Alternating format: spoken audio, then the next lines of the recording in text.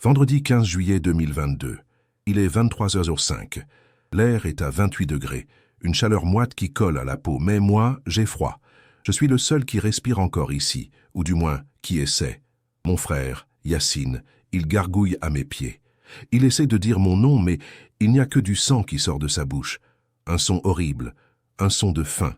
L'odeur de poudre, de sang chaud et de rouille se mélange dans ce hangar du port. Ce soir-là, pour un conteneur de clopes, on a signé notre arrêt de mort. Écoute-moi bien, fais ce que tu as à faire, like cette vidéo, abonne-toi, mais surtout, enregistre-la quelque part sur ton disque dur. Parce que les mecs qui ont fait ça, ils n'aiment pas les témoins, ils n'aiment pas les histoires. La justice, elle veut étouffer l'affaire, la classer comme un simple règlement de compte. Ils vont la supprimer, crois-moi. C'est la seule chance que j'ai de raconter la vérité. De dire comment on est passé de prédateur à proie en moins de 5 minutes. Ok, t'es avec moi maintenant. Alors laisse-moi te ramener 2 heures en arrière. 2 heures avant ce carnage, quand on était encore les rois de cette putain de ville. Le monde nous appartenait, ou du moins, on en était persuadé. La seule odeur qu'on connaissait, était pas celle du sang. Était celle de nos billets tout neufs, l'odeur du cuir de l'Audi RS6, et celle de la résine qu'on vendait par kilo. On était intouchables, invincibles. Une putain d'illusion. Je m'appelle Crimo, un mec de la Castellane. Tu connais? Même si t'y as jamais mis les pieds, t'as entendu le nom.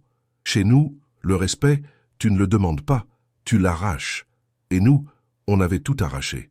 On était la nouvelle génération de la DZ Mafia, des jeunes loups qui avaient faim, qui voulaient tout et tout de suite. On ne connaissait pas la peur.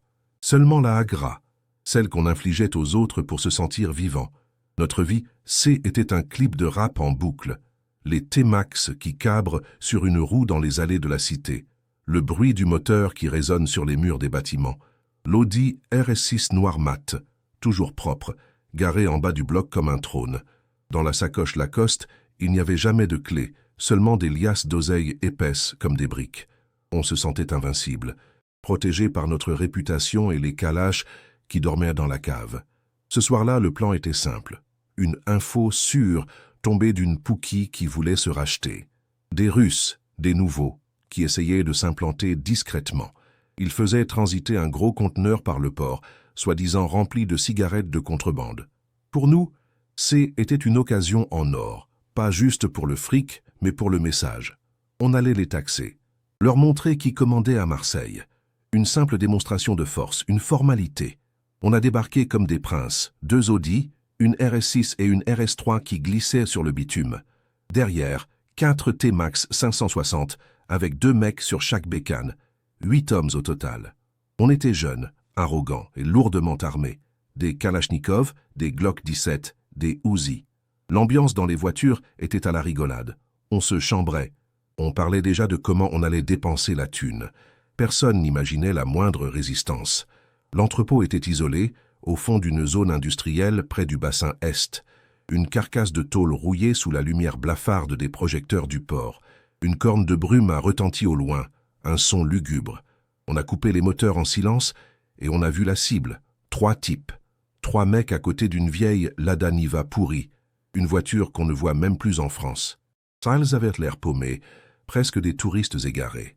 Yacine, mon grand frère, le chef de l'équipe, a lâché un petit rire méprisant. « Regarde-moi ces clochards », il a dit. « Ils sont venus en Lada pour un business à Marseille. Les mecs sont même pas au courant qu'on est en 2022. » Cette phrase, elle a détendu tout le monde. La tension est retombée, remplacée par un sentiment de supériorité écrasant. On n'allait pas affronter un gang rival. On allait juste dépouiller des pauvres types. Le plan s'est mis en place instinctivement, sans même qu'on ait besoin de se parler. Était une routine. Les scooters allaient encercler la zone pour bloquer toute fuite, pendant que les voitures se mettraient en position pour les éblouir avec les phares. Pas de négociation, pas de discussion. On sort les armes, on les met à terre, on prend les clés du conteneur et on se barre. Ça va être facile, a répété Yacine. Et on plie ça en 5 minutes. On est sorti des voitures, les armes à la main mais encore discrètes le long du corps. L'air était lourd, saturé de l'odeur de la mer et du goudron chaud. On marchait lentement, en arc de cercle, comme une meute de loups qui s'approche de sa proie. Les mecs sur les T-Max avaient déjà fait le tour. Leur moteur au ralenti créait une ambiance sonore menaçante. On contrôlait l'espace, le temps et bientôt leur destin. C'est ce que je croyais. Les trois Russes ne bougeaient pas. Ils nous regardaient approcher, sans panique, presque avec curiosité. Deux jeunes et un plus vieux, la quarantaine, le crâne rasé, vêtu d'un costume bon marché trop grand pour lui. Il avait l'air fatigué et le regard vide. Il fumait une cigarette lentement, le bout incandescent éclairant son visage impassible. Il n'y avait aucune peur, aucune soumission dans leur posture, juste une attente étrange, presque anormale. Yassine s'est avancé, sa calache bien visible cette fois. Il aimait ce moment, celui où il voyait la peur monter dans les yeux de l'autre. C était sa drogue, la Agra. Il s'est arrêté à quelques mètres d'eux, le reste de l'équipe en position derrière lui, prêt à intervenir. L'homme au crâne rasé a jeté sa cigarette par terre et l'a écrasée lentement avec la pointe de sa chaussure usée, sans jamais quitter mon frère des yeux. « Wesh, les Baptous, vous êtes perdus ?» a lancé Yassine avec un sourire carnassier. « Faut qu'on vous explique un truc. C'est Marseille ici. Le port, c'est à nous. Donc le conteneur, là, il change de propriétaire ce soir. Donnez les clés, gentiment, et on vous laisse repartir avec votre tas de ferraille. » Il a pointé sa calache vers la Lada pour bien appuyer ses mots. Une humiliation en règle. L'homme plus âgé, celui qu'on prendra plus tard pour le chef, a répondu. Sa voix était grave, basse, sans aucune émotion. Mais son français était parfait, seulement teinté d'un léger accent slave. Pars. Maintenant. Juste deux mots. Deux mots prononcés avec un calme glacial, une autorité qui ne collait pas du tout avec son apparence de simple sous-fifre. Il n'a même pas regardé l'arme, il a juste fixé Yassine, droit dans les yeux. C'est là que je l'ai senti. Un frisson. Pas de la peur. Non. Était autre chose. Une sorte d'incompréhension totale. Dans le regard de ce type, il n'y avait pas la panique d'un trafiquant qui se fait braquer. Il n'y avait pas la haine d'un rival. Il n'y avait rien. Un vide absolu, un vide professionnel. J'ai compris plus tard ce que était. Était le regard d'un homme pour qui nous n'existions même pas. On était juste un obstacle. Yassine n'a rien senti de tout ça. Pour lui, était juste de l'insolence. Il a éclaté de rire. Un rire sec et nerveux. T'as pas compris, toi, le Russe? Tu veux jouer le dur? Il s'est approché encore, a levé sa calache et a donné un coup de crosse sur l'épaule de l'homme. Pas un coup pour blesser, juste un coup pour humilier, pour le faire plier. Ce geste, ce simple geste, a été notre condamnation à tous. Dans son regard, j'ai pas vu un mec qui avait la S. J'ai pas vu un mec qui allait supplier pour sa vie. J'ai vu un mec qui attendait juste une excuse. Une seule raison valable pour déchaîner ce qu'il cachait derrière son costume miteux. Et mon frère, mon propre frère, venait de la lui donner sur un plateau d'argent. Le temps a semblé se figer pendant une demi-seconde. Le silence du hangar n'était brisé que par le bruit lointain du port. Tu aurais fait quoi à ma place? Tu aurais senti le piège. Moi, j'ai été paralysé par ce sentiment étrange, ce décalage entre ce que je voyais et ce que je ressentais. Mon cerveau me disait que était une formalité, que ces mecs étaient des proies faciles.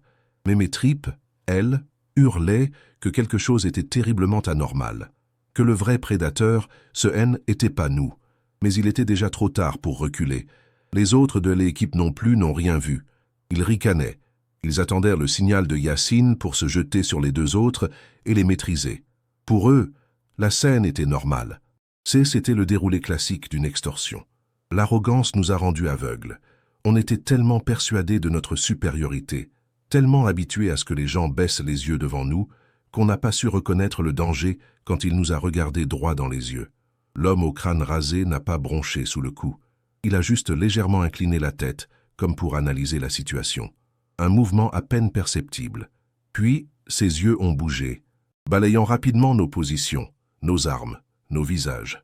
Ce n'était pas un regard, était un scan tactique. Il a évalué la menace en une fraction de seconde. Et il a décidé que la menace, était nous, et qu'elle devait être éliminée. Le monde a basculé. Ce n'était pas une fusillade. Était une exécution, une chorégraphie mortelle. Au moment où la crosse de Yassine a touché son épaule, le Russe s'est désaxé d'un mouvement fluide et incroyablement rapide. Il a saisi le canon de la calache, l'a tordu avec une force inhumaine, l'a retourné contre le torse de mon frère et a pressé la détente. Une rafale. Le bruit a explosé dans le hangar. Tout ça en moins d'une seconde. Yacine n'a même pas compris. Ses yeux se sont écarquillés de surprise avant que sa poitrine n'explose dans une gerbe de sang. Il est tombé en arrière, comme un pantin désarticulé, la calache tombant à ses côtés. Le rouge vif de son sang a éclaboussé mes TN blanches immaculées. J était figé, le cerveau incapable de traiter l'information. Mon frère, le caïd, le dur, venait de se faire tuer avec sa propre arme par un mec en costard. Simultanément, comme s'ils avaient reçu un ordre silencieux, ces deux hommes ont agi. Ils n'ont pas sorti des calaches. Ils ont sorti des petits pistolets Makarov de leur veste. Leur mouvement était économique, précis. Ils ont visé les deux mecs de notre équipe qui tenaient des fusils d'assaut. 2 tirs chacun. 2 balles dans la poitrine, 1 dans la tête. Un double tape parfait. Nos 2 porteurs de kalash sont tombés avant même d'avoir pu tirer. La panique. Le chaos total. Le reste de l'équipe, surpris, a commencé à tirer partout, sans viser, dans un vacarme assourdissant. Les balles ricochaient sur le métal du hangar dans un sifflement mortel. Je me suis jeté derrière une pile de palettes, le cœur battant à me rompre la cage thoracique. D'un coup, on n'était plus des chasseurs. On était du gibier traqué dans un enclos, face à des professionnels. J'ai risqué un œil. Ce que j'ai vu m'a glacé le sang. Les 3 Russes se déplaçaient. Ils ne restaient pas statiques. Ils avançaient calmement, en triangle, se couvrant mutuellement. Ils ne gaspillaient aucune balle. Chaque tir était ajusté, chaque cible choisie. Ils communiquaient par de brefs signes de la main. Ce n'était pas une bagarre de rue, c'était une opération militaire. Ils démantelaient notre équipe, un par un, avec une efficacité terrifiante. J'ai vu Sofiane, un ami d'enfance, essayer de se replier vers l'Audi. Un des jeunes Russes s'est retourné, a épaulé son Makarov à 2 mains et a tiré une seule fois. Sofiane s'est effondré, une balle en pleine tête. Pas de cri. Juste le bruit sourd de son corps qui heurte le sol. J'ai compris à ce moment-là qu'on était mort.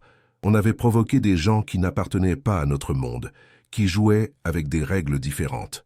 Moi, le grand crimo, le mec qui faisait trembler les autres dans la cité, j'y étais recroquevillé comme un enfant, priant pour qu'on ne me trouve pas. Mon Glock 17 me semblait être un jouet inutile entre mes mains tremblantes. À quoi bon une arme quand tu ne sais pas t'en servir contre des tueurs? On jouait aux gangsters, on se croyait dans un film. Eux, ils étaient la réalité. Une réalité brutale et sans pitié. En moins de 30 secondes, tout était fini. Le silence est retombé sur le hangar, un silence assourdissant, seulement brisé par les gargouillis de mon frère qui agonisait et le sifflement dans mes oreilles. L'odeur de poudre était si forte qu'elle me brûlait les narines. J'ai osé regarder à nouveau. 5 de mes amis gisaient au sol, immobiles, dans des flaques de sang qui s'étendaient lentement sur le béton poussiéreux. Le chef des Russes, Dimitri, s'est approché calmement du corps de Yacine. Sans un regard pour lui, il a fouillé sa sacoche, a récupéré son propre pistolet qu'on lui avait sans doute pris, puis il a vu un autre de nos gars, blessé, qui essayait de ramper. Il s'est approché de lui, l'a regardé froidement, et lui a tiré une balle dans la tête sans la moindre hésitation. Un acte de nettoyage, pas de rage. Puis, comme si de rien n'était, les 3 hommes sont retournés à leur lada. Ils n'ont pas couru. Ils ont marché. Ils sont montés dans leur voiture, ont démarré le moteur qui a tout sauté, et sont partis tranquillement, disparaissant dans la nuit du port. Ils n'ont pas touché au conteneur. Ils ne voulaient pas notre argent. Ils voulaient juste nous effacer. Laisser un message clair, écrit avec notre sang. Je suis resté là, prostré pendant ce qui m'a semblé une éternité. Le seul bruit était le gargouillis de Yacine qui s'affaiblissait, jusqu'à cesser complètement. Le silence. Un silence de mort, littéralement. Puis, au loin, j'ai entendu le son que je détestais le plus au monde, la sirène 2 tons des keufs. Quelqu'un avait dû appeler en entendant la fusillade. Les secours arrivaient, ou plutôt, la fin de ma liberté. La BAC a été la première sur les lieux. Ils ont débarqué en hurlant, armes au poing, s'attendant à tomber sur une zone de guerre. Ils m'ont trouvé là, assis par terre, couvert du sang de mon frère, le regard vide, incapable de prononcer un mot. Mon Glock était tombé à côté de moi. J'y étais en état de choc, le cerveau complètement déconnecté de la réalité. J'y étais le seul survivant, le seul témoin, l'humiliation suprême, ces Schmitt que je méprisais, que je défiais du regard tous les jours dans la cité, m'ont plaqué violemment au sol. Le visage contre le béton froid et poisseux de sang, les mains menottées dans le dos avec une brutalité qui se voulait exemplaire. Le grand caïd de la Castellane, traité comme un miskin, un pauvre type. J'ai tout perdu ce soir-là. Mon frère, mes amis, ma fierté et ma liberté. Au procès, personne n'a cru mon histoire. Une bande de Russes en Lada qui élimine une équipe surentraînée de la DZ Mafia? Le procureur a ri. Pour eux, c'était évident. Une guerre interne, un règlement de compte pour le contrôle du trafic qui avait mal tourné. J était le seul survivant. Donc, j'ai été le coupable idéal. J'ai essayé de parler de leur calme, de leur précision, mais on m'a dit que j'inventais pour sauver ma peau. J'ai pris 15 ans. 15 ans pour un massacre que je n'ai pas commis. Pour avoir été la victime d'un prédateur bien plus dangereux que moi. Je suis au Baumette maintenant. La vie ici est dure, mais ce n'est rien comparé à l'image qui tourne en boucle dans ma tête, le regard vide de cet homme juste avant qu'il ne tue mon frère. C'est ça ma vraie prison. Aujourd'hui, ça fait 2 ans que je suis tombé. Dehors, j'ai appris que personne ne parle plus de cette histoire. Les Russes, un sujet tabou. Ils ont pris le secteur du port. Discrètement, proprement. Plus de fusillades, plus de bruit. Ils ont juste remplacé le chaos par un ordre glacial. Ils ont gagné. Ils n'ont pas eu besoin d'une armée, juste de 3 hommes qui savaient ce qu'ils faisaient. J'ai compris la leçon ce soir-là, dans ce hangar puant la mort. On jouait aux gangsters. On se prenait pour des loups parce qu'on faisait peur à des moutons. On avait les survêtements, les grosses voitures, les clips sur YouTube. On avait toute la panoplie du parfait gangster de cité. Mais tout ça, c'est du vent. C'est une illusion pour se rassurer, pour oublier la misère d'où on vient. La vérité, c'est que la rue, le vrai monde du crime, elle a des niveaux, des hiérarchies invisibles. Nous, on était en bas de l'échelle. On faisait beaucoup de bruit pour pas grand-chose. Et ce soir-là, dans notre arrogance, on a voulu sauter une classe. On a voulu s'attaquer à des mecs du niveau supérieur sans même savoir qui était le prof. On n'a pas servi de leçon.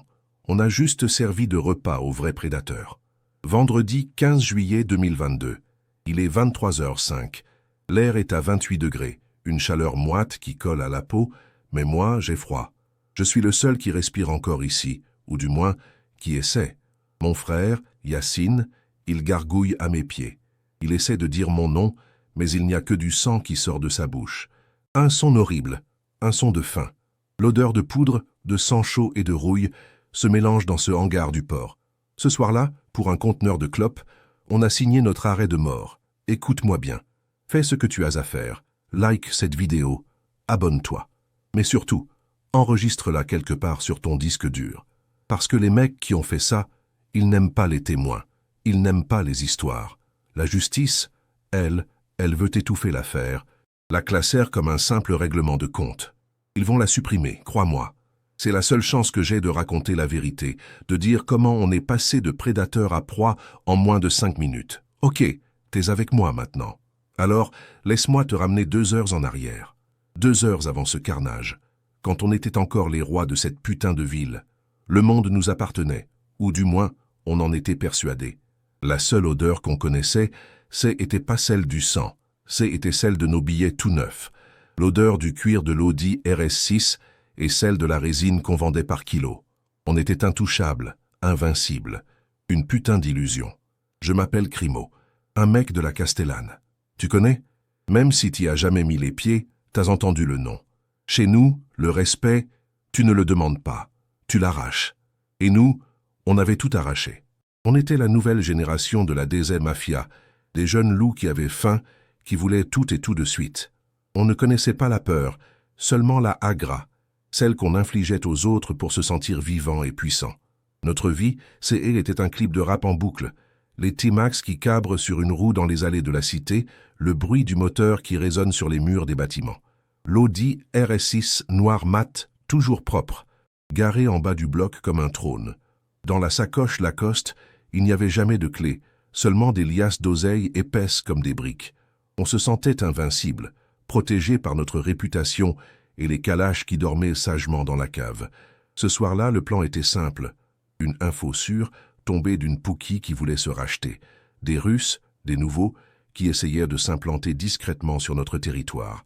Ils faisaient transiter un gros conteneur par le port, soi-disant rempli de cigarettes de contrebande. Pour nous, c'était une occasion en or. Pas juste pour le fric, mais pour le message. On allait les taxer, leur montrer qui commandait vraiment à Marseille. Une simple démonstration de force, une formalité. On a débarqué comme des princes. 2 Audi, une RS6 et une RS3, qui glissaient sur le bitume. Derrière, 4 T-Max 560, avec 2 mecs sur chaque bécane. 8 hommes au total, une équipe solide. On était jeunes, arrogants et lourdement armés. Des Kalachnikov, des Glock 17, des Uzi. L'ambiance dans les voitures était à la rigolade. On se chambrait. On parlait déjà de comment on allait dépenser la thune. Personne n'imaginait la moindre résistance sérieuse. L'entrepôt était isolé, au fond d'une zone industrielle près du bassin Est. Une carcasse de tôle rouillée sous la lumière blafarde des projecteurs du port. Une corne de brume a retenti au loin. Un son lugubre qui aurait dû nous alerter. On a coupé les moteurs en silence et on a vu la cible. 3 types. 3 mecs à côté d'une vieille Lada Niva pourrie. Une voiture qu'on ne voit même plus en France. Ils avaient l'air paumés, presque des touristes égarés. Yacine, mon grand frère, le chef de L-Équipe, a lâché un petit rire méprisant. « Regarde-moi ces clochards », il a dit. Ils sont venus en Lada pour un business à Marseille. Les mecs sont même pas au courant qu'on est en 2022. Cette phrase, elle a détendu tout le monde. La tension est retombée, remplacée par un sentiment de supériorité écrasant. On n'allait pas affronter un gang rival. On allait juste dépouiller des pauvres types venus de l'Est. Le plan s'est mis en place instinctivement, sans même qu'on ait besoin de se parler. Était une routine bien huilée. Les scooters allaient encercler la zone pour bloquer toute fuite éventuelle, pendant que les voitures se mettraient en position pour les éblouir avec les phares. Pas de négociation, pas de discussion. On sort les armes, on les met à terre, on prend les clés du conteneur et on se barre. Ça va être facile, a répété Yacine. On plie ça en 5 minutes. On est sorti des voitures, les armes à la main mais encore discrètes, le long du corps. L'air était lourd, saturé de l'odeur de la mer et du goudron chaud. On marchait lentement, en arc de cercle, comme une meute de loups qui s'approche de sa proie. Les mecs sur les T-Max avaient déjà fait le tour. Leur moteur au ralenti créait une ambiance sonore menaçante. On contrôlait l'espace, le temps, et bientôt, leur destin. C'est ce que je croyais. Les 3 Russes ne bougeaient pas. Ils nous regardaient approcher, sans panique, presque avec une sorte de curiosité malsaine. 2 jeunes et un plus vieux, la quarantaine, le crâne rasé, vêtu d'un costume bon marché trop grand pour lui. Il avait l'air fatigué, le regard vide et lointain. Il fumait une cigarette lentement, le bout incandescent éclairant son visage impassible. Il n'y avait aucune peur, aucune soumission dans leur posture, juste une attente étrange, presque anormale. Yacine s'est avancé, sa calache bien visible cette fois. Il aimait ce moment, celui où il voyait la peur monter dans les yeux de l'autre. Était sa drogue, la Agra. Il s'est arrêté à quelques mètres d'eux, le reste de l'équipe en position derrière lui, prête à intervenir au moindre signal. L'homme au crâne rasé a jeté sa cigarette par terre et l'a écrasée lentement avec la pointe de sa chaussure usée, sans jamais quitter mon frère des yeux. « Wesh les Babtou, vous vous êtes perdus ?» a lancé Yacine avec un sourire carnassier. « Faut qu'on vous explique un truc. C'est Marseille ici. Le port, c'est à nous. Donc le conteneur, là, il change de propriétaire ce soir. Donnez les clés, gentiment, et on vous laisse repartir avec votre tas de ferraille. » Il a pointé sa calache vers la Lada pour bien appuyer ses mots. Une humiliation en règle, comme on aimait en faire pour marquer les esprits. L'homme plus âgé, celui qu'on prendra plus tard pour le chef, a répondu. Sa voix était grave, basse, sans aucune émotion, mais son français était parfait, seulement teinté d'un léger accent slave. Pars, maintenant. Juste 2 mots. 2 mots prononcés avec un calme glacial, une autorité qui ne collait pas du tout avec son apparence de simple sous-fifre. Il n'a même pas regardé l'arme, il a juste fixé Yacine, droit dans les yeux, comme un avertissement final. C'est là que je l'ai senti. Un frisson. Pas de la peur, non, était autre chose. Une sorte d'incompréhension totale. Dans le regard de ce type, il n'y avait pas la panique d'un trafiquant qui se fait braquer. Il n'y avait pas la haine d'un rival. Il n'y avait rien. Un vide absolu, un vide professionnel. J'ai compris plus tard ce que était. Était le regard d'un homme pour qui nous n'existions même pas. On était juste un obstacle technique à éliminer. Yacine n'a rien senti de tout ça. Pour lui, était juste de l'insolence pure. Il a éclaté de rire. Un rire sec et nerveux. « T'as pas compris, toi, le russe? Tu veux jouer le dur ?» Il s'est approché encore, a levé sa calache et a donné un coup de crosse sur elle, épaule de l'homme. Pas un coup pour blesser, juste un coup pour humilier, pour le faire plier. Ce geste, ce simple geste, a été notre condamnation à tous. Dans son regard, j'ai pas vu un mec qui avait la S. J'ai pas vu un mec qui allait supplier pour sa vie ou négocier. J'ai vu un mec qui attendait juste une excuse, une seule raison valable pour déchaîner ce qu'il cachait derrière son costume miteux. Et mon frère, mon propre frère, venait de la lui donner sur un plateau d'argent. Le temps a semblé se figer pendant une demi-seconde. Le silence du hangar N n'était brisé que par le bruit lointain du port. Tu aurais fait quoi à ma place? Tu aurais senti le piège? Moi, j'y étais paralysé par ce sentiment étrange. Ce décalage entre ce que je voyais et ce que je ressentais. Mon cerveau me disait que C était une formalité, que ces mecs étaient des proies faciles. Mais mes tripes, elles, hurlaient que quelque chose était terriblement anormal, que le vrai prédateur, ce n'était pas nous. Mais il était déjà trop tard pour reculer. L'action était lancée. Les autres de l'équipe non plus n'ont rien vu. Ils ricanaient. Ils attendirent le signal de Yacine pour se jeter sur les deux autres et les maîtriser. Pour eux, la scène était normale. C était le déroulé classique d'une extorsion bien menée. L'arrogance nous a rendus aveugles. On était tellement persuadés de notre supériorité, tellement habitués à ce que les gens baissent les yeux devant nous, qu'on n'a pas su reconnaître le danger quand il nous a regardés droit dans les yeux. L'homme au crâne rasé n'a pas bronché sous le coup, il a juste légèrement incliné la tête, comme pour analyser la situation, un mouvement à peine perceptible. Puis, ses yeux ont bougé, balayant rapidement nos positions, nos armes, nos visages. Ce N n'était pas un regard, C était un scan tactique. Il a évalué la menace en une fraction de seconde, et il a décidé que la menace, C, était nous, et qu'elle devait être neutralisée de manière définitive. Le monde a basculé. Ce N n'était pas une fusillade, C était une exécution, une chorégraphie mortelle. Au moment où la crosse de Yacine a touché son épaule, le Russe s'est désaxé d'un mouvement fluide et incroyablement rapide. Il a saisi le canon de la Kalash, l'a tordu avec une force inhumaine, l'a retourné contre le torse de mon frère et a pressé la détente. Une rafale. Le bruit a explosé dans le hangar. Tout ça en moins d'une seconde. Yacine n'a même pas compris. Ses yeux se sont écarquillés de surprise, avant que sa poitrine n'explose dans une gerbe de sang. Il est tombé en arrière, comme un pantin désarticulé, la Kalash tombant à ses côtés. Le rouge vif de son sang a éclaboussé mes TN blanches immaculées. J était figé, le cerveau incapable de traiter l'information.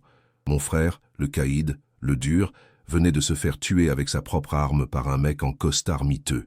Simultanément, comme s'ils avaient reçu un ordre silencieux, ces deux hommes ont agi. Ils n'ont pas sorti des Kalash, ils ont sorti des petits pistolets Makarov de leur veste. Leur mouvement était économique, précis, mortel. Ils ont visé les deux mecs de notre équipe qui tenaient les fusils d'assaut. 2 tirs chacun, 2 balles dans la poitrine, 1 dans la tête. Un double tape parfait. Nos 2 porteurs de Kalash sont tombés avant même d'avoir pu tirer une seule balle. La panique, le chaos total. Le reste de l'équipe, surpris, a commencé à tirer partout, sans viser, dans un vacarme assourdissant. Les balles ricochaient sur le métal du hangar dans un sifflement mortel. Je me suis jeté derrière une pile de palettes, le cœur battant à me rompre la cage thoracique. D'un coup, on n'était plus des chasseurs. On était du gibier traqué dans un enclos, face à des professionnels de la mort, des véritables tueurs. J'ai risqué un œil. Ce que j'ai vu m'a glacé le sang. Les 3 Russes se déplaçaient. Ils ne restaient pas statiques. Ils avançaient calmement, en triangle, se couvrant mutuellement. Ils ne gaspillaient aucune balle. Chaque tir était ajusté, chaque cible choisie. Ils communiquaient par de brefs signes de la main. Ce N n'était pas une bagarre de rue. C était une opération militaire. Ils démantelaient notre équipe, un par un, avec une efficacité terrifiante. J'ai vu Sofiane, un ami d'enfance, essayer de se replier vers l'Audi. Un des jeunes Russes s'est retourné, a épaulé son Makarov à 2 mains et a tiré une seule fois. Sofiane s'est effondré, une balle en pleine tête. Pas de cri, juste le bruit sourd de son corps qui heurte le sol. J'ai compris à ce moment-là qu'on était mort. On avait provoqué des gens qui n'appartenaient pas à notre monde, qui jouaient avec des règles radicalement différentes. Moi, le grand crimo, le mec qui faisait trembler les autres dans la cité. J était recroquevillé comme un enfant, priant pour qu'on ne me trouve pas. Mon Glock 17 me semblait être un jouet inutile entre mes mains tremblantes. À quoi bon une arme quand tu ne sais pas t'en servir contre des tueurs? On jouait aux gangsters. On se croyait dans un film. Eux, ils étaient de la réalité. Une réalité brutale et sans pitié. En moins de 30 secondes, tout était fini. Le silence est retombé sur le hangar. Un silence assourdissant, seulement brisé par les gargouillis de mon frère qui agonisait et le sifflement dans mes oreilles. L'odeur de poudre était si forte qu'elle me brûlait les narines. J'ai osé regarder à nouveau. 5 de mes amis gisaient au sol, immobiles, dans des flaques de sang qui s'étendaient lentement sur le béton poussiéreux. C était un véritable charnier. Le chef des Russes s'est approché calmement du corps de Yassine. Sans un regard pour lui, il a fouillé sa sacoche, a récupéré son propre pistolet qu'on lui avait sans doute pris, puis il a vu un autre de nos gars, blessé, qui essayait de ramper. Il s'est approché de lui, l'a regardé froidement, et lui a tiré une balle dans la tête sans la moindre hésitation. Un acte de nettoyage, pas de rage, juste du travail. Puis, comme si de rien ne était, les 3 hommes sont retournés à leur Lada. Ils n'ont pas couru, ils ont marché, ils sont montés dans leur voiture, ont démarré le moteur qui a tout sauté et sont partis tranquillement, disparaissant dans la nuit du port. Ils n'ont pas touché au conteneur. Ils ne voulaient pas notre argent. Ils voulaient juste nous effacer, laisser un message clair, un message écrit avec notre sang. Je suis resté là, prostré pendant ce qui m'a semblé une éternité. Le seul bruit était le gargouillis de Yassine qui s'affaiblissait, jusqu'à cesser complètement. Le silence, un silence de mort, littéralement. Puis, au loin, j'ai entendu le son que je détestais le plus au monde, la sirène 2 tons des queues. Quelqu'un avait dû appeler en entendant la fusillade. Les secours arrivaient, ou plutôt, la fin de ma liberté. La BAC a été la première sur les lieux. Ils ont débarqué en hurlant, armes au poing, s'attendant à tomber sur une zone de guerre. Ils m'ont trouvé là, assis par terre, couvert du sang de mon frère, le regard vide, incapable de prononcer un mot. Mon Glock était tombé à côté de moi. J était en état de choc, le cerveau complètement déconnecté de la réalité. J était le seul survivant, le seul témoin, l'humiliation suprême. C'est Schmitt que je méprisais, que je défiais du regard tous les jours dans la cité, m'ont plaqué violemment au sol, le visage contre le béton froid et poisseux de sang, les mains menottées dans le dos avec une brutalité qui se voulait exemplaire. Le grand caïd de la Castellane, traité comme un miskin, un pauvre type. J'ai tout perdu ce soir-là. Mon frère, mes amis, ma fierté et ma liberté. Au procès, personne n'a cru mon histoire. Une bande de Russes en Lada qui élimine une équipe surentraînée de la DZ Mafia? Le procureur a ri. Pour eux, c'était évident. Une guerre interne, un règlement de compte pour le contrôle du trafic qui avait mal tourné. J'y étais le seul survivant, donc j'y étais le coupable idéal. J'ai essayé de parler de leur calme, de leur précision, mais on m'a dit que j'inventais pour sauver ma peau. J'ai pris 15 ans. 15 ans pour un massacre que je n'ai pas commis, pour avoir été la victime d'un prédateur bien plus dangereux que moi. Je suis au Baumette maintenant. La vie ici est dure, mais ce n'est rien comparé à l'image qui tourne en boucle dans ma tête, le regard vide de cet homme juste avant qu'il ne tue mon frère. C'est ça, ma vraie prison. Une cellule mentale dont je ne sortirai jamais. Aujourd'hui, ça fait 2 ans que je suis tombé dehors, j'ai appris que personne ne parle plus de cette histoire. Les Russes, un sujet tabou. Ils ont pris le secteur du port, discrètement, proprement. Plus de fusillades, plus de bruit. Ils ont juste remplacé le chaos par un ordre glacial. Ils ont gagné. Ils n'ont pas eu besoin d'une armée, juste de 3 hommes qui savaient ce qu'ils faisaient, et qui n'avaient aucune pitié. J'ai compris la leçon ce soir-là, dans ce hangar puant la mort. On jouait aux gangsters. On se prenait pour des loups, parce qu'on faisait peur à des moutons. On avait les survêtements, les grosses voitures, les clips sur YouTube. On avait toute la panoplie du parfait gangster de cité. Mais tout ça, c'est du vent. C'est une illusion pour se rassurer, pour oublier la misère d'où on vient, pour se donner une contenance. La vérité, c'est que la rue, le vrai monde du crime, elle a des niveaux, des hiérarchies invisibles. Nous, on était en bas de l'échelle. On faisait beaucoup de bruit pour pas grand-chose. Et ce soir-là, dans notre arrogance, on a voulu sauter une classe. On a voulu s'attaquer à des mecs du niveau supérieur sans même savoir qui était le prof. On n'a pas servi de leçon, on a juste servi de repas aux vrais prédateurs. Je m'appelle Crimo, un mec de la Castellane. Tu connais? Même si tu n'y as jamais mis les pieds, t'as entendu le nom. Chez nous, le respect, tu ne le demandes pas, tu l'arraches.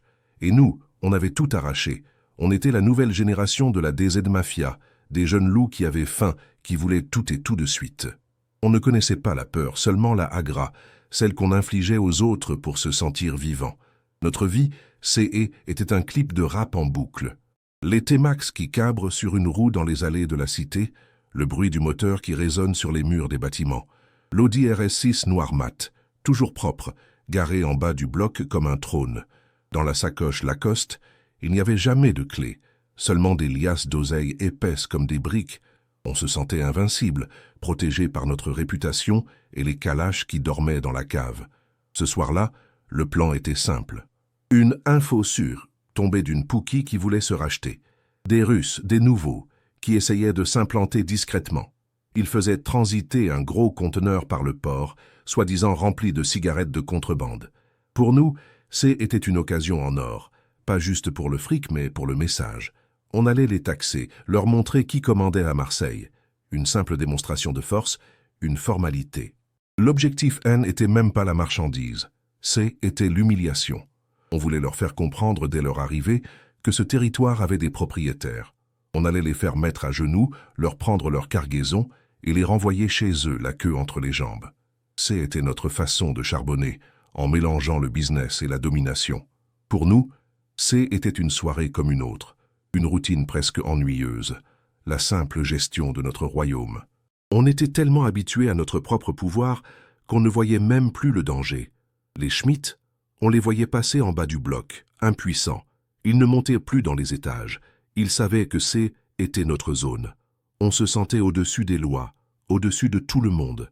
Cette arrogance, cette certitude de être intouchable, C était notre drogue la plus puissante, bien plus forte que la résine qu'on vendait. On était les rois, et les rois ne tombent jamais. Ce soir-là, en enfilant mon survêt de l'OM, je me sentais comme un soldat partant pour une conquête facile. L'air était chaud, ça sentait le kebab et le pot d'échappement de la T-Max de mon petit frère qui tournait en bas. On était 8, tous des mecs de la cité prêts à mourir les uns pour les autres, ou du moins c'est ce qu'on croyait. On allait juste rappeler les règles du jeu à des nouveaux. On n'allait pas en enfer. On a débarqué comme des princes. 2 Audi, une RS6 et une RS3 qui glissaient sur le bitume.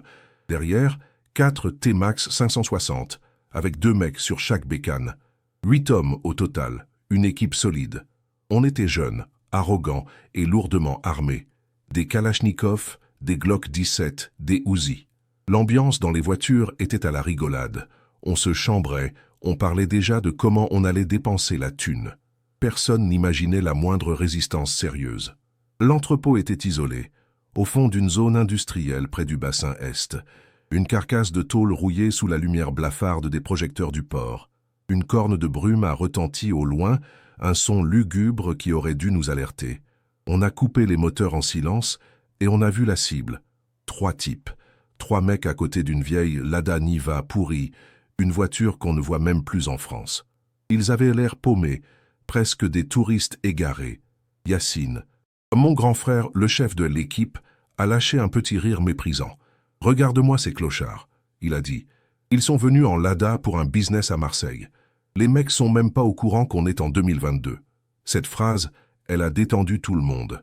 La tension est retombée, remplacée par un sentiment de supériorité écrasant. On n'allait pas affronter un gang rival, on allait juste dépouiller des pauvres types venus de l'Est. Le plan s'est mis en place instinctivement, sans même qu'on ait besoin de se parler. C'était une routine bien huilée. Les scooters allaient encercler la zone pour bloquer toute fuite éventuelle, pendant que les voitures se mettraient en position pour les éblouir avec les phares. Pas de négociation, pas de discussion. On sort les armes, on les met à terre, on prend les clés du conteneur et on se barre. Ça va être facile, a répété Yacine. Et on plie ça en 5 minutes. On est sorti des voitures, les armes à la main mais encore discrètes le long du corps. L'air était lourd, saturé de l'odeur de la mer et du goudron chaud. On marchait lentement, en arc de cercle, comme une meute de loups qui s'approche de sa proie. Les mecs sur les T-Max avaient déjà fait le tour. Leur moteur au ralenti créait une ambiance sonore menaçante. On contrôlait l'espace, le temps et bientôt leur destin. C'est ce que je croyais. Les 3 Russes ne bougeaient pas. Ils nous regardaient approcher, sans panique, presque avec une sorte de curiosité malsaine. 2 jeunes, et un plus vieux, la quarantaine, le crâne rasé, vêtu d'un costume bon marché, trop grand pour lui. Il avait l'air fatigué, le regard vide et lointain. Il fumait une cigarette lentement, le bout incandescent éclairant son visage impassible. Il n'y avait aucune peur, aucune soumission dans leur posture. Juste une attente étrange, presque anormale. Yacine s'est avancé, sa calache bien visible cette fois. Il aimait ce moment, celui où il voyait la peur monter dans les yeux de l'autre. Était sa drogue, la Agra. Il s'est arrêté à quelques mètres d'eux, le reste de l'équipe en position derrière lui, prêts à intervenir au moindre signal. L'homme au crâne rasé a jeté sa cigarette par terre et l'a écrasée lentement avec la pointe de sa chaussure usée, sans jamais quitter mon frère des yeux. « Wesh les Baptous, vous vous êtes perdus ?» a lancé Yacine avec un sourire carnassier. « Faut qu'on vous explique un truc. C'est Marseille ici. Le port, c'est à nous. Donc le conteneur, là, il change de propriétaire ce soir. Donnez les clés, gentiment, et on vous laisse repartir avec votre tas de ferraille. » Il a pointé sa calache vers la Lada pour bien appuyer ses mots. Une humiliation en règle, comme on aimait en faire pour marquer les esprits. L'homme plus âgé, celui qu'on prendra plus tard pour le chef, a répondu. Sa voix était grave, basse, sans aucune émotion, mais son français était parfait, seulement teinté d'un léger accent slave. Pars. Maintenant, juste deux mots prononcés avec un calme glacial, une autorité qui ne collait pas du tout avec son apparence de simple sous-fifre. Il n'a même pas regardé l'arme, il a juste fixé Yacine, droit dans les yeux, comme un avertissement final. C'est là que je l'ai senti. Un frisson. Pas de la peur, non. Était autre chose. Une sorte d'incompréhension totale. Dans le regard de ce type, il n'y avait pas la panique d'un trafiquant qui se fait braquer. Il n'y avait pas la haine d'un rival. Il n'y avait rien. Un vide absolu, un vide professionnel. J'ai compris plus tard ce que était. Était le regard d'un homme pour qui nous n'existions même pas. On était juste un obstacle technique à éliminer. L'homme au crâne rasé n'a pas bronché. Il a juste légèrement incliné la tête, comme pour analyser la situation. Un mouvement à peine perceptible. Puis ses yeux ont bougé, balayant rapidement nos positions, nos armes, nos visages. Ce n'était pas un regard. Était un scan tactique. Il a évalué la menace en une fraction de seconde. Il ne voyait pas des caïds. Il voyait des cibles, des angles de tir, des points faibles. On était déjà mort dans sa tête. Yacine n'a rien senti de tout ça. Pour lui, était juste de l'insolence pure. Il a éclaté de rire, un rire sec et nerveux. « T'as pas compris, toi, le russe? Tu veux jouer le dur ?» Il s'est approché encore, a levé sa calache et a donné un coup de crosse sur l'épaule de l'homme. Pas un coup pour blesser, juste un coup pour humilier, pour le faire plier. Ce geste, ce simple geste de Agra, a été notre condamnation à tous. Dans son regard, j'ai pas vu un mec qui avait la S. J'ai pas vu un mec qui allait supplier pour sa vie ou négocier. J'ai vu un mec qui attendait juste une excuse, une seule raison valable pour déchaîner ce qu'il cachait derrière son costume miteux. Et mon frère, mon propre frère, venait de la lui donner sur un plateau d'argent. Le temps a semblé se figer pendant une demi-seconde. Le silence du hangar N était brisé que par le bruit lointain du port. Tu aurais fait quoi à ma place? Tu aurais senti le piège? Moi, j'y étais paralysé par ce sentiment étrange, ce décalage entre ce que je voyais et ce que je ressentais. Mon cerveau me disait que était une formalité, que ces mecs étaient des proies faciles. Mais mes tripes, elles, hurlèrent que quelque chose était terriblement anormal, que le vrai prédateur, ce N, était pas nous, mais il était déjà trop tard pour reculer, l'action était lancée. Les autres de l'équipe non plus n'ont rien vu. Ils ricanaient, ils attendirent le signal de Yacine pour se jeter sur les deux autres et les maîtriser. Pour eux, la scène était normale. Était le déroulé classique d'une extorsion bien menée. L'arrogance nous a rendus aveugles. On était tellement persuadés de notre supériorité, tellement habitués à ce que les gens baissent les yeux devant nous, qu'on n'a pas su reconnaître la mort quand elle nous a regardés droit dans les yeux. Le monde a basculé. Ce N n'était pas une fusillade, était une exécution, une chorégraphie mortelle. Au moment où la crosse de Yacine a touché son épaule, le Russe s'est désaxé d'un mouvement fluide et incroyablement rapide. Il a saisi le canon de la calache, l'a tordu avec une force inhumaine, l'a retourné contre le torse de mon frère et a pressé la détente. Une rafale. Le bruit a explosé dans le hangar, tout ça en moins d'une seule seconde. Yacine n'a même pas compris. Ses yeux se sont écarquillés de surprise avant que sa poitrine n'explose dans une gerbe de sang. Il est tombé en arrière, comme un pantin désarticulé, la calache tombant à ses côtés. Le rouge vif de son sang a éclaboussé mes TN blanches immaculées. J était figé, le cerveau incapable de traiter l'information. Mon frère, le caïd, le dur, venait de se faire tuer avec sa propre arme par un mec en costard miteux. Simultanément, comme s'ils avaient reçu un ordre silencieux, ces deux hommes ont agi. Ils n'ont pas sorti des calaches, ils ont sorti des petits pistolets Makarov de leur veste. Leur mouvement était économique, précis, mortel. Ils ont visé les deux mecs de notre équipe qui tenaient les fusils d'assaut, 2 tirs chacun. 2 balles dans la poitrine, 1 dans la tête. Un double tape parfait. Nos 2 porteurs de Kalash sont tombés avant même d'avoir pu tirer une seule balle. La panique. Le chaos total. Le reste de l'équipe, surpris, a commencé à tirer partout, sans viser, dans un vacarme assourdissant. Les balles ricochaient sur le métal du hangar dans un sifflement mortel. Je me suis jeté derrière une pile de palettes, le cœur battant à me rompre la cage thoracique. D'un coup, on n'était plus des chasseurs.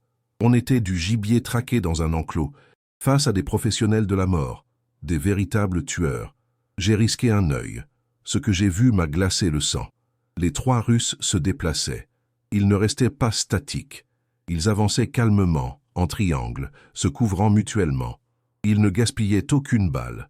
Chaque tir était ajusté, chaque cible choisie. Ils communiquaient par de brefs signes de la main. Ce N n'était pas une bagarre de rue. Ces E était une opération militaire. Ils démantelaient notre équipe, un par un, avec une efficacité terrifiante. J'ai vu Sofiane, un ami d'enfance, essayer de se replier vers l'Audi. Un des jeunes Russes s'est retourné, a épaulé son Makarov à 2 mains et a tiré une seule fois. Sofiane s'est effondré, une balle en pleine tête. Pas de cri, juste le bruit sourd de son corps qui heurte le sol. J'ai compris à ce moment-là qu'on était mort. On avait provoqué des gens qui n'appartenaient pas à notre monde, qui jouaient avec des règles radicalement différentes. Moi, le grand crimo, le mec qui faisait trembler les autres dans la cité, J était recroquevillé comme un enfant, priant pour qu'on ne me trouve pas. Mon Glock 17 me semblait être un jouet inutile entre mes mains tremblantes. À quoi bon une arme quand tu ne sais pas t'en servir contre des tueurs? On jouait aux gangsters, on se croyait dans un film. Eux, ils étaient la réalité, une réalité brutale et sans pitié. En moins de 30 secondes, tout était fini. Le silence est retombé sur le hangar, un silence assourdissant, seulement brisé par les gargouillis de mon frère qui agonisait et le sifflement dans mes oreilles. L'odeur de poudre était si forte qu'elle me brûlait les narines. J'ai osé regarder à nouveau. 5 de mes amis gisaient au sol, immobiles, dans des flaques de sang qui s'étendaient lentement sur le béton poussiéreux. C était un véritable charnier. Le chef des Russes s'est approché calmement du corps de Yassine. Sans un regard pour lui, il a fouillé sa sacoche, a récupéré son propre pistolet qu'on lui avait sans doute pris, puis il a vu un autre de nos gars, blessé, qui essayait de ramper. Il s'est approché de lui, l'a regardé froidement, et lui a tiré une balle dans la tête sans la moindre hésitation. Un acte de nettoyage, pas de rage, juste du travail. Puis, comme si de rien n'était, les 3 hommes sont retournés à leur Lada. Ils n'ont pas couru, ils ont marché. Ils sont montés dans leur voiture, ont démarré le moteur qui a tout sauté et sont partis tranquillement, disparaissant dans la nuit du port. Ils n'ont pas touché au conteneur. Ils ne voulaient pas notre argent. Ils voulaient juste nous effacer, laisser un message clair, un message écrit avec notre sang. Je suis resté là, prostré, pendant ce qui m'a semblé une éternité. Le seul bruit était le gargouillis de Yassine qui s'affaiblissait jusqu'à cesser complètement. Le silence. Un silence de mort, littéralement. Puis, au loin, j'ai entendu le son que je détestais le plus au monde. La sirène 2 tons des keufs. Quelqu'un avait dû appeler en entendant la fusillade. Les secours arrivaient, ou plutôt, la fin de ma liberté. La BAC a été la première sur les lieux. Ils ont débarqué en hurlant, armes au poing, s'attendant à tomber sur une zone de guerre. Ils m'ont trouvé là, assis par terre, couvert du sang de mon frère, le regard vide, incapable de prononcer un mot. Mon Glock était tombé à côté de moi. J était en état de choc, le cerveau complètement déconnecté de la réalité. J était le seul survivant, le seul témoin, l'humiliation suprême. C'est Schmitt que je méprisais, que je défiais du regard tous les jours dans la cité, m'ont plaqué violemment au sol, le visage contre le béton froid et poisseux de sang, les mains menottées dans le dos avec une brutalité qui se voulait exemplaire. Le grand caïd de la Castellane, traité comme un miskin, un pauvre type. J'ai tout perdu ce soir-là. Mon frère, mes amis, ma fierté et ma liberté. Au procès, personne n'a cru mon histoire. Une bande de Russes en Lada qui éliminent une équipe surentraînée de la DZ Mafia, le procureur a ri. Pour eux, C était évident. Une guerre interne. Un règlement de compte pour le contrôle du trafic qui avait mal tourné. J était le seul survivant, donc J était le coupable idéal. J'ai essayé de parler de leur calme, de leur précision, mais on m'a dit que j'inventais pour sauver ma peau. Aujourd'hui, ça fait 10 ans. 10 ans que le soleil de Marseille, je ne le vois qu'à travers des barreaux. Je ne suis plus au Baumette, on m'a transféré à Fresnes, loin de chez moi, loin des souvenirs. La jeunesse, l'arrogance, tout ça est mort dans ce hangar. Il ne reste qu'un homme de 32 ans qui se repasse le film chaque nuit. L'odeur de poudre et de sang qui ne part jamais. Mon nom ne fait plus peur à personne. Il est juste un numéro de écrou.